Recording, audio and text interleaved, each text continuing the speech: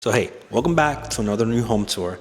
Let's talk about how you can own a home like this with a down payment as low as $9,800. Let's get started.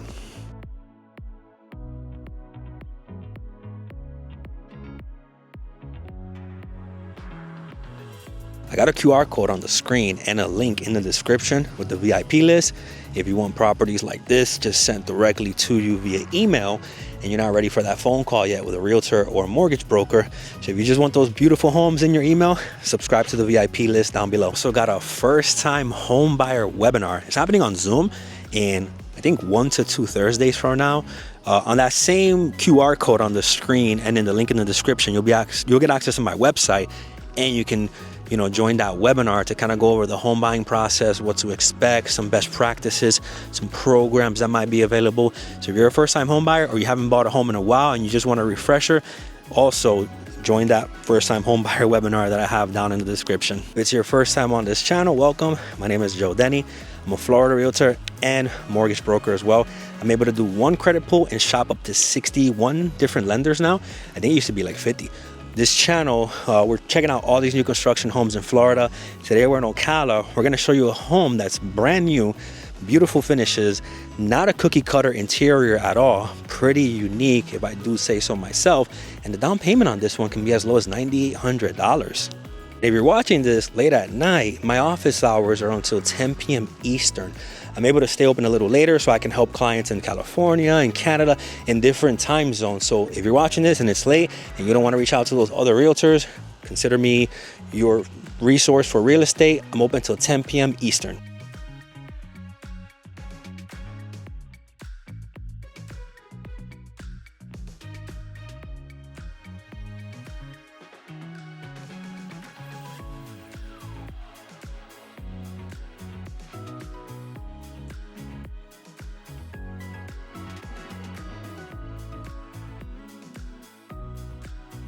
And talk about an interior. The property we're looking at today is a 3-2. We have 1,500 square feet.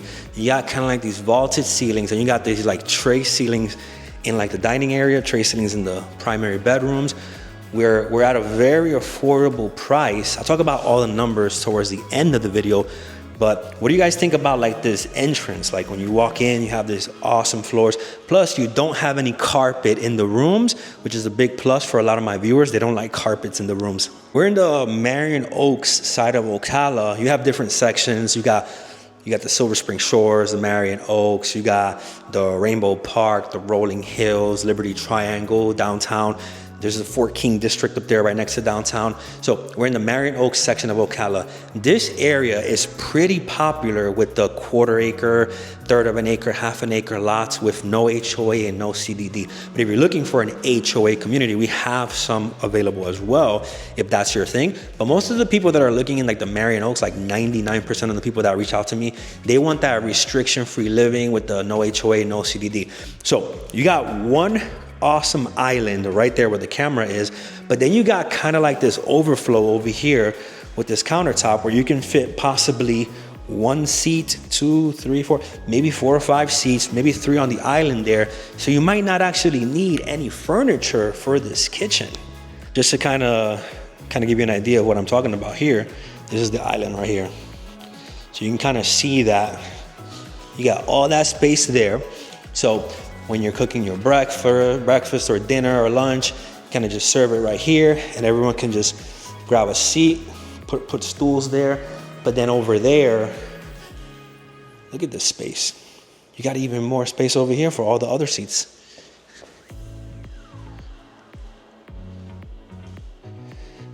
Definitely a unique floor plan for the price that it has.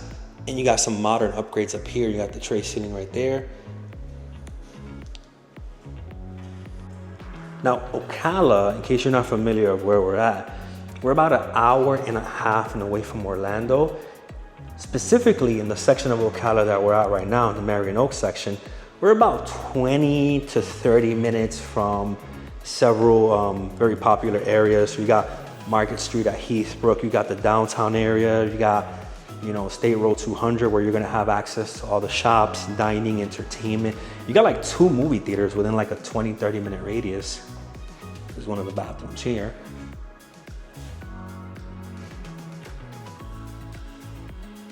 I'm liking these finishes over here, pretty nice.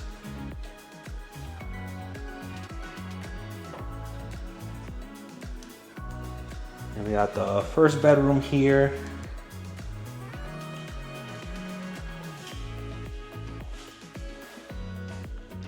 You already have the ceiling fan in here, which is one of the major things that a lot of buyers like. They like the no carpet, they like the ceiling fans. So you already have some of those there. And then let's look at your other room over here.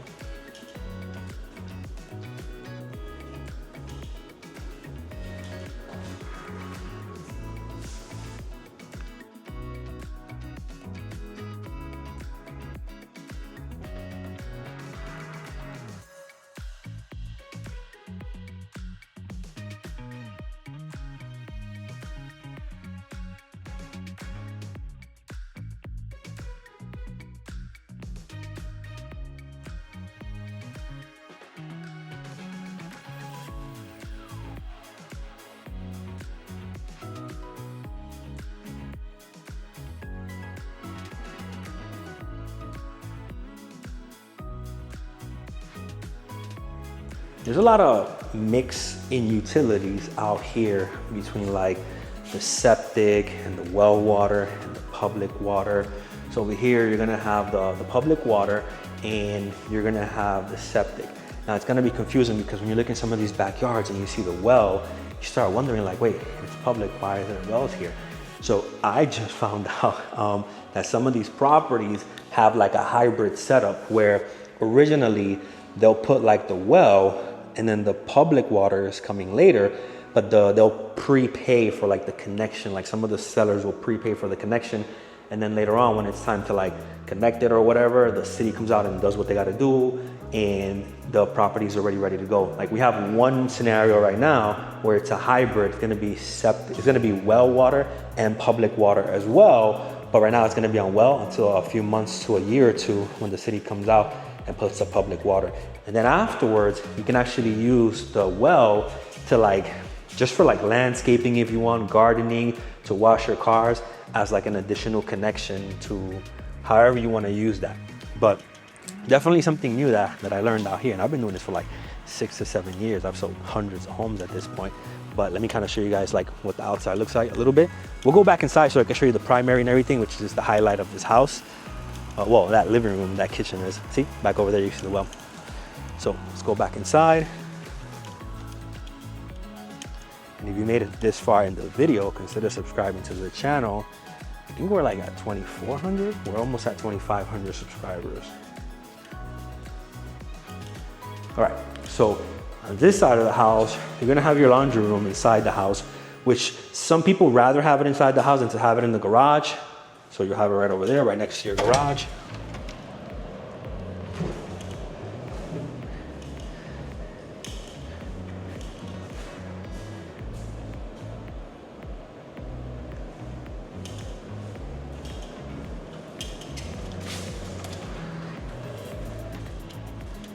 Man, if I had this house, I would never leave this like living room area. This, like I'd always be out here. But anyways, let's check out your primary. So check this out. You got these awesome tray ceilings. You got the 2 windows to let in some great natural light. That closet is very deceiving. See, like when you look at the closet, you're like, man, that's a tiny closet. But then it actually sinks in. So look, you go all the way in there. And then you have all that space over there. So if you were to let some create like a custom closet out of this, that's a lot more space than it looks like. It's like wall to wall, basically. And you have your primary bathroom right over here.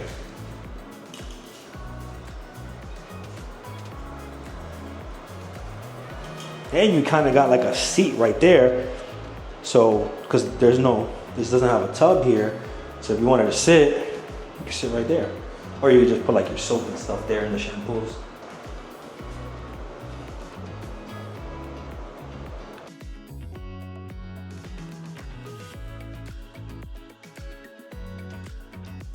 All right, so we're in your backyard. Let's try not to step on any ants. That happened to me in St. Cloud not too long ago. So let's come over here. And let's kind of get a view at this beautiful, beautiful lot. So you have these very tall trees up here.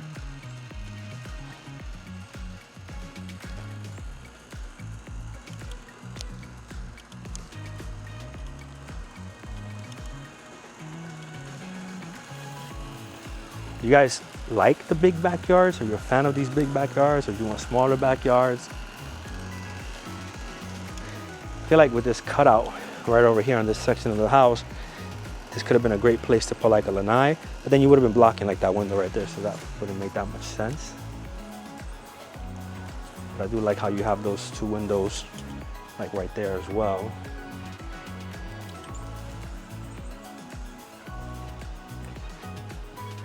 Yeah, that wraps up the tour. We're gonna go to the home studio now. Well, we're gonna get the drone up in the air and do those aerial views that you guys like so much. We'll be back in the home studio talking about the numbers. We're gonna talk about some of the options available, what like the down payments, closing costs, monthly payments, estimated could look like. And keep in mind that all those numbers can vary based on credit scores and all sorts of things. But if you found any value in the video so far, drop a like, drop a comment as well, subscribe to this channel. Drop a city of where you want me to go next. That way when I have some time off, I actually never have time off. But if I do have some time off, I'll make it a point to try to visit some new cities in the surrounding areas. Like I'll be hitting Beverly Hills pretty soon to do some videos there. I don't think I've been there. I've been there before like a few times, but never to do any content. So I'm actually going to Beverly Hills for a client. I've been to Citrus Springs already a few times, Denellen, all those different areas over there, but not Beverly Hills that much, but I'll be there soon. But yeah, let me finish up here, get the drone in the air, and then we'll hit the home studio to kind of talk over the numbers on what this property looks like. All right, we are at the home studio now, so we can kind of go over some of the numbers, and I also wanted to kind of go over what the home buying process looks like.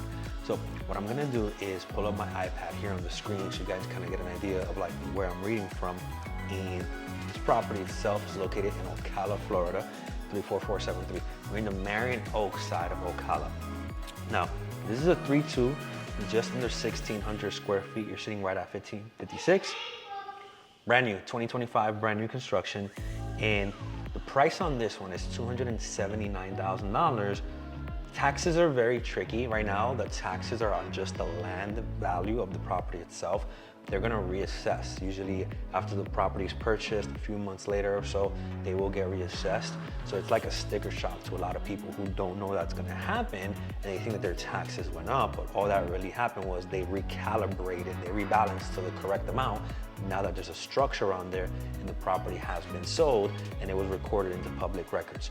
Right. So what I did for this video was just pick an estimate of 1.45%, which is not gonna be the exact amount for everybody.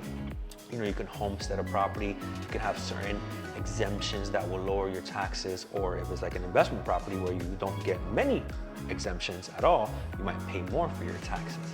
The best place to see what the taxes could possibly be is the county has a property appraiser website, tax collector website as well, where they have estimator tools on there where you just pick which part of Ocala you're moving into, what the potential purchase price is, and they'll ask you a few more questions and it'll spit out a number. But what we did for this video, to keep it simple, 1.45%.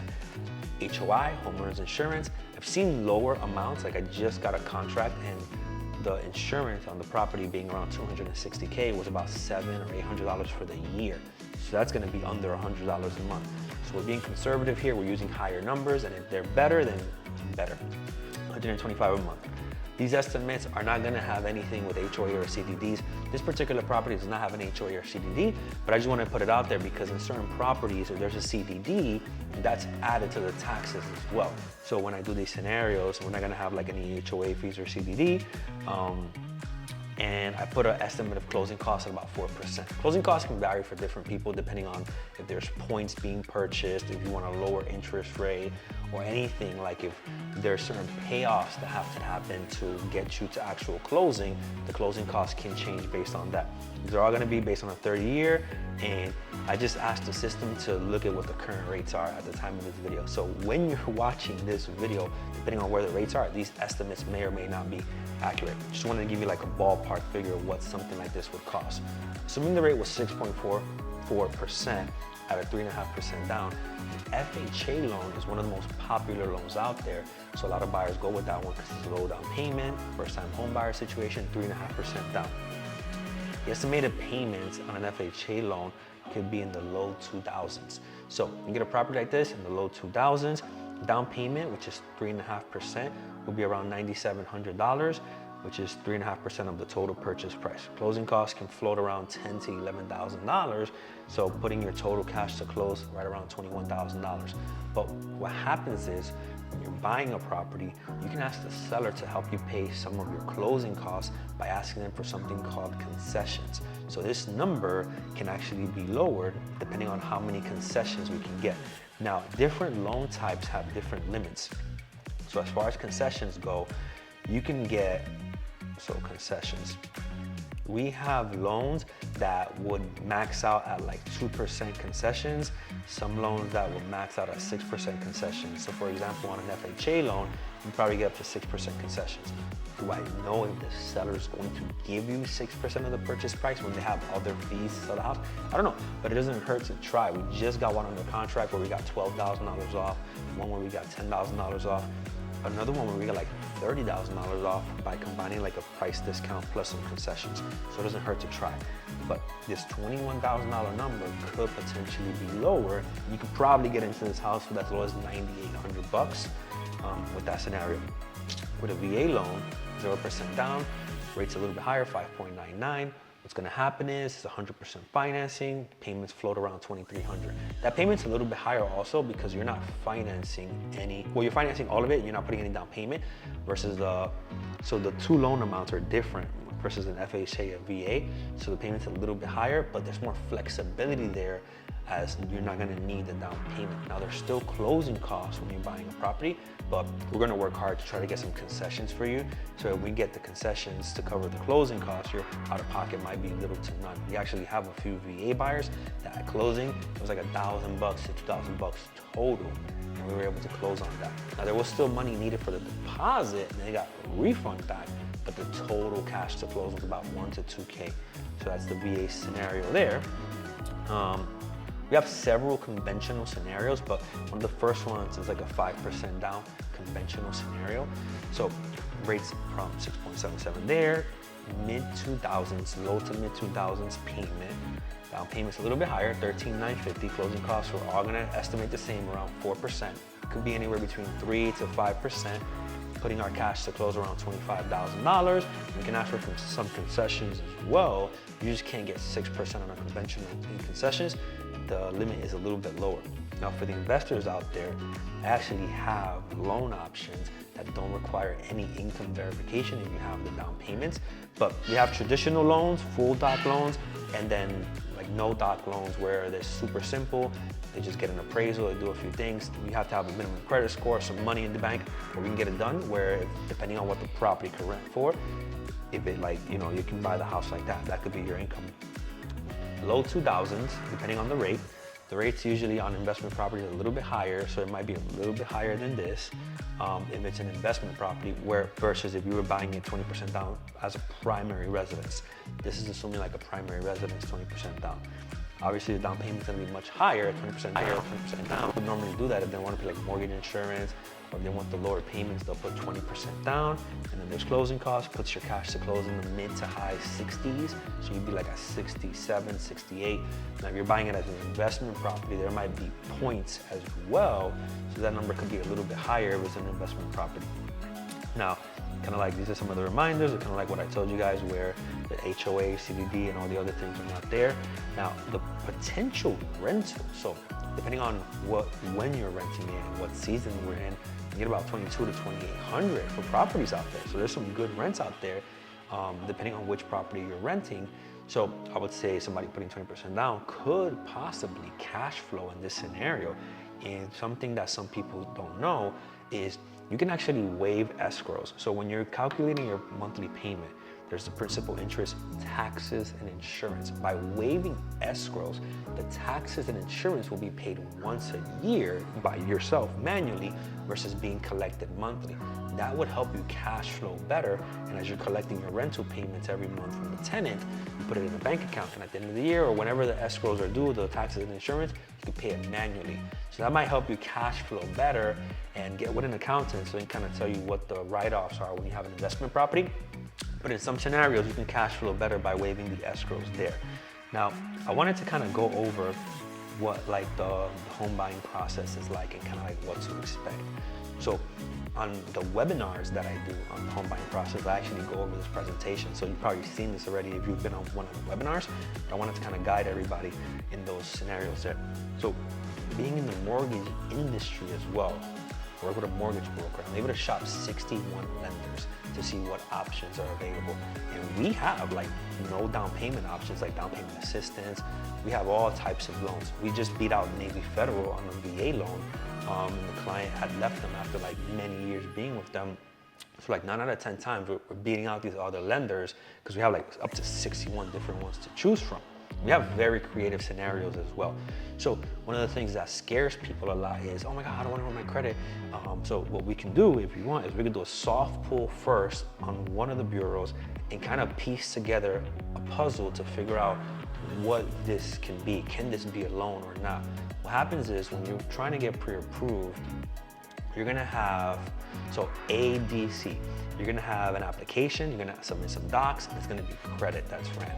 We're not gonna be able to do the pre-approval itself without running a full hard credit inquiry. We'll be able to get an idea of if there's something there with the soft pull, and we'll pay for the soft pull. But what happens is when it comes to the hard pull, a lot of buyers get deterred from this next step. You have to pay for that. And I know that sounds scary to pay like 100, 150 bucks into the potential of you purchasing a home. But you know that a few days later, a deposit of multi-thousands, like 2,000, 3,000 is due. And then an appraisal is due like a week later for like $700 or so. Not to mention, this is gonna cost like 20 to 21,000 in total cash to close. So don't be scared or nervous that at the very beginning of this, you gotta put $110 or $150 up. It's just part of the process. That might be one of the smallest fees you have to pay in this whole process. So we're gonna start with a gentle soft pull. Or if you wanna just get straight to the hard pull, you let me know, we can get straight to business. But for the conversation, we'll start with like a hard pull, with a soft pull there. Then we're gonna talk about, either in person or over the phone, is the different types of agreements. See, there's rules in place that you have to kind of be sort of in a contract with a realtor for them to show you any houses. We have an exclusive buyer broker agreement, which can be for months or years, or we have a showing agreement, which can be for a day or two. You get to decide which one you want to sign.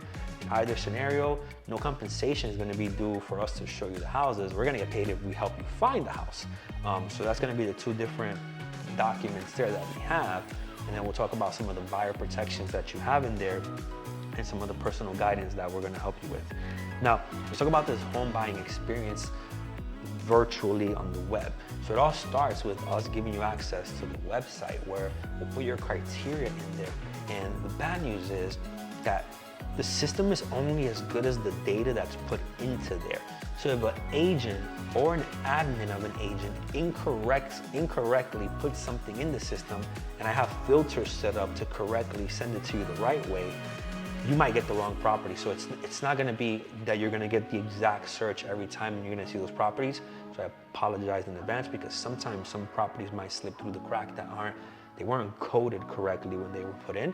So things like having a lanai, and it may not have a lanai, having a flex room, no carpet. The simplest things that people ask for, which should be simply put correctly into the system. Now, when you talk about like prices, bedrooms, bathrooms, and all that, and square footages, lot sizes, those filters work pretty well. But it's the other things, like when someone says, I want no carpet, I want the lanai, and we try to put the filters in there, or the bonus room, the flex room, the in-law suite. But because the other agents and the admins don't correctly code them, you might miss out on a property or two. So we could try to fine tune the search as much as possible. But sometimes if it's not put in correctly, it's not gonna work for you to get them correctly. We talk about, once we find the property, we're gonna put an offer together, and then we gotta figure out what the potential EMD or initial deposit's gonna be.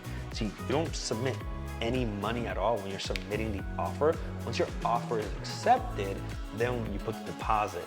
The deposit is gonna be refundable based on what contingencies we add to the offer. So when it comes to like buying straight from a builder, they have like different contracts, but on a traditional contract, we're able to add contingencies like the inspection period, financing contingencies, appraisal contingencies, the sale of a buyer's home contingencies. And if you wanted me to simulate what that paperwork looks like a rough draft for you, I can actually do that. So just let me know and I'll do it for you. That's where the protective clauses come in. Those are what we call the contingencies. And we like to put those in there to keep the buyer's deposit safe. Now, if you're buying a resale home, some of the things we want to look for on an inspection report are the 4 points. Even with brand new construction homes, they're gonna find issues in the property, but especially with resale homes, you wanna make sure that the 4 main points like are satisfactory, because you're gonna have issues possibly getting insurance or keeping insurance. You wanna make sure the roof, the HVAC, plumbing, electrical, and that those don't have any unsatisfactory situations going on. If not, we have to renegotiate, because we don't wanna put you in a house that in the next 3 to 5 years, you're gonna have to do a $10,000 fix or something like that. So if you're looking at resale homes, which I also sell, we gotta make sure we do very good due diligence in picking the right inspector. Also, I would recommend inspecting new construction homes as well. Now, if you're buying with financing, there's an appraisal that happens about 2 to 3 weeks in, where the job of the inspector is to determine the condition of the property. The job of the appraiser is to determine the value of the property. And what's crazy is nobody is gonna know exactly what the value is at all times, because an appraisal is technically a temporary opinion of value. So it's influenced by like recent sales in the area, market trends, and all sorts of things. What your property is valued today can literally change next week if a few different sales happen in the community. And a good rule of thumb is to kind of say, okay, anything that's happening in your area within like a 1 to 5 mile radius is gonna affect your property value for the next 6 months to 12 months. I've had appraisers that go back 12 months, and I thought they could only go back 6 months. And then I've had appraisers that go out to different areas because there's not enough comps in the area. So there's so many different ways to appraise a property, but just know that it's a temporary opinion of value. Now, as we're going through the flow of buying your house, and if you're doing a mortgage, there's gonna be document submission, underwriting, and then eventually you're clear to close. I apologize in advance because it's kind of frustrating to the borrowers and buyers that so many documents are needed. And then you're gonna feel like, why am I sending this again? Because they're gonna ask for updated bank statements, pay stubs. They're not gonna ask for like the evergreen documents that they can use throughout the whole process, like your ID, social security card, tax returns for the 2 years. They're gonna more likely ask for like an updated pay stub, bank statement, and a few other things. So my processor's job is to help you after it gets into underwriting to collect all those documents, create letters that are needed to explain things and all that. So brace yourself, you're gonna get a lot of emails in that process. And then the underwriter is the person that kind of like checks everything off, and then they say, it's clear to close, or we need some other things fixed or whatever. Then you're gonna sign your final paperwork, which you can actually do in person or remotely. I've had several closings where the client flies in to see the house and they fly back to their state or their country and they close from over there. And then they just tell me what they want me to do with the keys, whether to mail it or whatever they want me to do with them. The funding happens on the transaction, and then you celebrate. I recommend rekeying your home as soon as possible. Even though the home is brand new, those keys were in the possession of somebody else temporarily. So I would say just get new locks right away as soon as you can. And when the time comes, if you're buying as a primary residence, look into the homestead exemption. The title companies do a good job of kind of breaking down when you should do that. And then do any review on HOA or CDD fees if you do buy it in a community like that. And then these are some benefits of the new construction right there. So that's pretty much it as far as like what the home buying process looks like in terms of like numbers and process itself. Hope that was beneficial.